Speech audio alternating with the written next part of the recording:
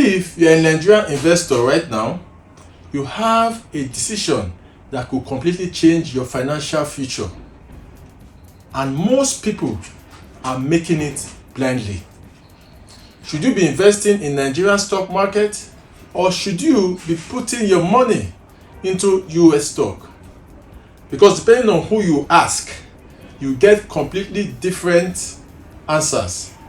But in this series, I'm not guessing, I'm breaking it down using real performance, real risk, and real outcomes. And by the end of this video, you will understand that most investors in Nigeria don't realize where money actually goes faster and where it is safer.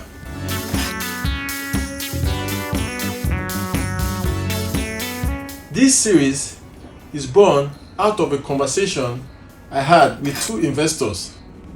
The first investor told me that he only invests in Nigerian stocks. In his view, the Nigerian stocks is more volatile and has more upside potential than the US stocks. I found out that the comparisons were with large cap US stocks, that is large market capitalization US stocks that are relatively stable, right? Not knowing that there are also so many volatile stocks in the New York Stock Exchange as there is in the Nigerian Stock Exchange. The second fellow says that I only invest in US stocks. He cited the risk of currency depreciation and inflation on a Naira portfolio. Well, that is a valid point, but he could be missing on the rally of even large market cap stocks in the NGX that have been driving the momentum of the NGX for more than a year now. Some NGX stocks doing 2 to 3x. You do not get that with the so-called big stocks in the US market. So you can see what I'm saying now.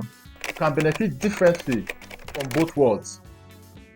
So let's start with the Nigerian stock market, that is the NGX.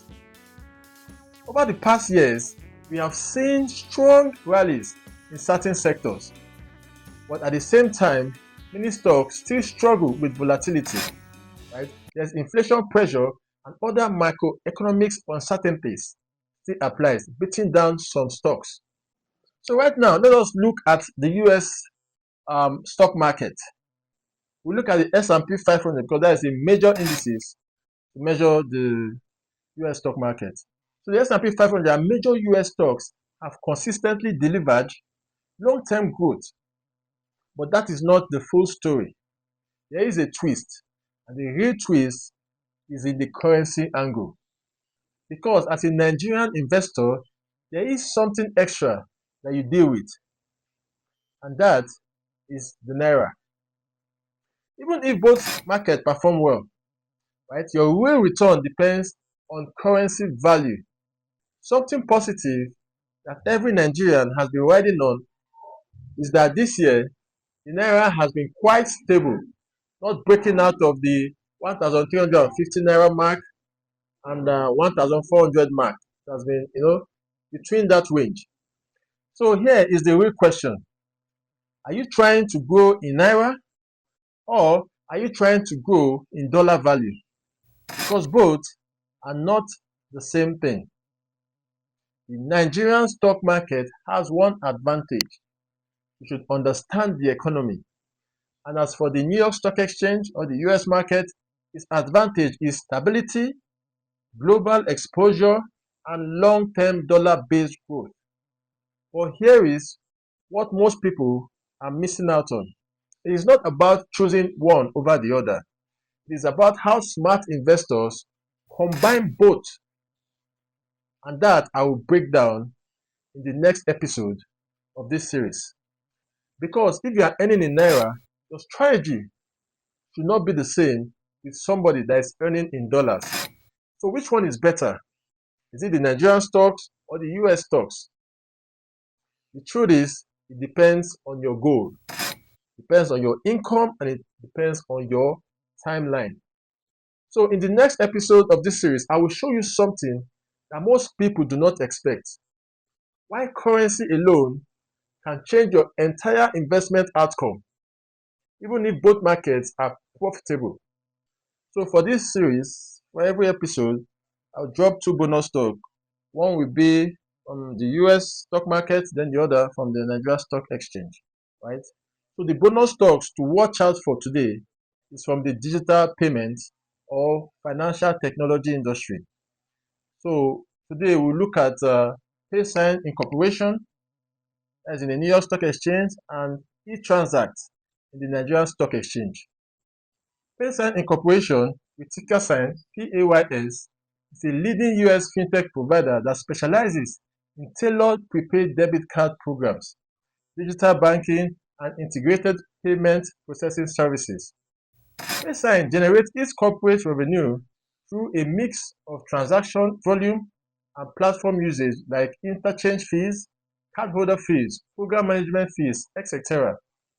PaySign is experiencing exceptional financial growth into 2026, which is driven by highly profitable strategic shift where its pharmaceutical patients as its largest revenue engine. According to PaySign Q1 earning report, the company achieved a 50% year-on-year reach. Its net income scaled by 110% to hit $5.44 million US, which was $2.5 million in 2025. The company currently trades at $7.75 per share, which is showing strong upward momentum. So right now, let's look at the chart to see some technicals.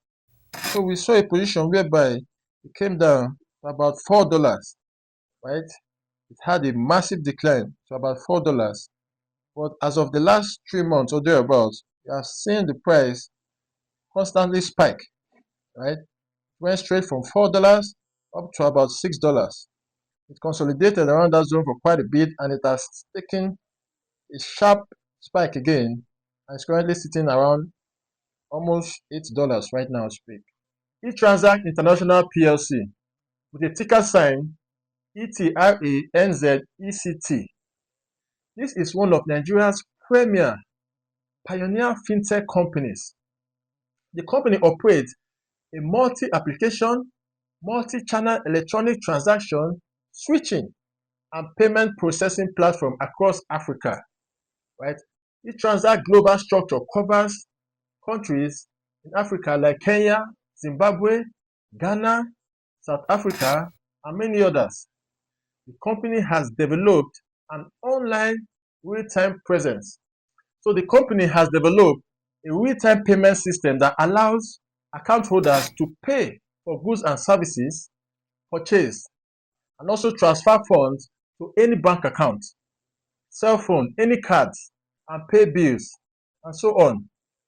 So let us quickly look at how this company performed in Q1 of 2026.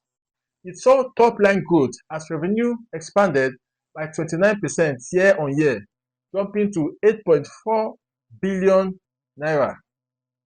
Even with an increased revenue, its net profit seriously faced bottlenecks from persistent infrastructure and operational maintenance costs.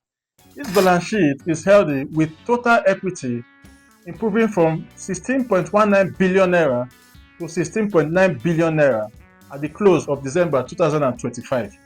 The company currently trades at 18 naira per share, which is not too bad, right? It is still battling with the heavy operational cost. So if we look at the charts, you can see that it hasn't really made a very huge rally. But at the time that all major stocks were rallying up and up and up, this one has just been, that's just been taking very short and reasonable steps upward. It has not had a very huge rally so far. So none of this is financial advice. You have to do your research before buying into any stock. This is only for information purpose, right? So if you are serious about building wealth as a Nigerian investor, kindly subscribe and follow this series step by step, because episode 2 gets even more interesting. As you know, wealth is not luck, it is built from information followed with execution. Until I see you next time, I salute.